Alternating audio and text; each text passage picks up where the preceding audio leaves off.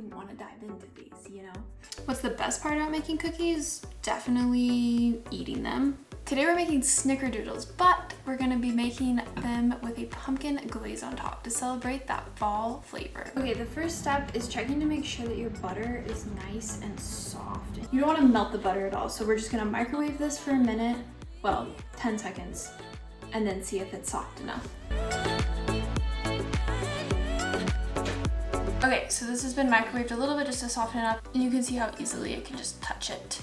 Take your butter, and we're going to cream it with the sugar. We've measured out half a cup of sugar plus 2 tablespoons, which is 145 grams.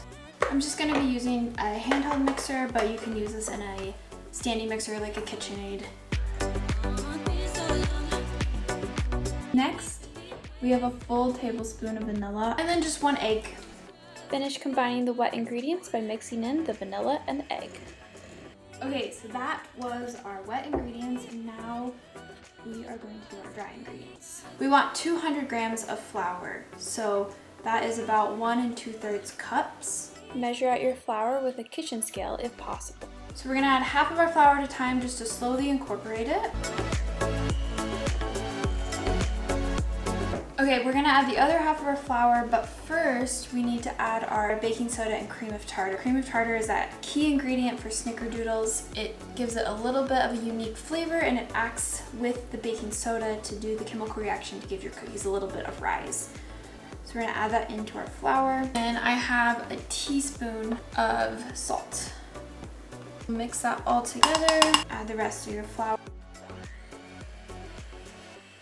If your cookie dough is getting a little bit hard to mix with the beaters, you can just finish it off with a wooden spoon. Just while I clean up, I'm gonna seal it and let it chill in the fridge. When you chill your cookie dough, it just makes it a little bit easier to roll in that cinnamon and sugar.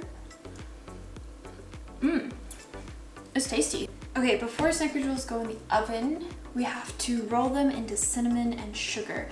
Today, since we're doing a pumpkin glaze, I'm actually going to be using pumpkin pie spice.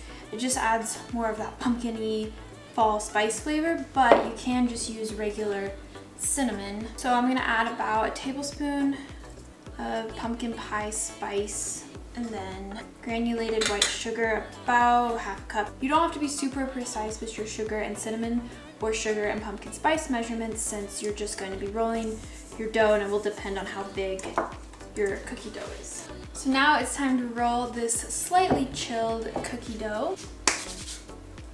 And while we're doing this, we're gonna preheat the oven to 350 degrees.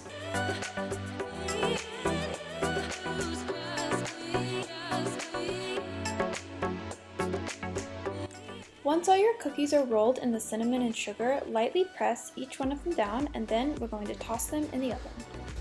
Our cookies are going to be baking for about 8 to 10 minutes. This is perfect timing. We're gonna make the pumpkin glaze.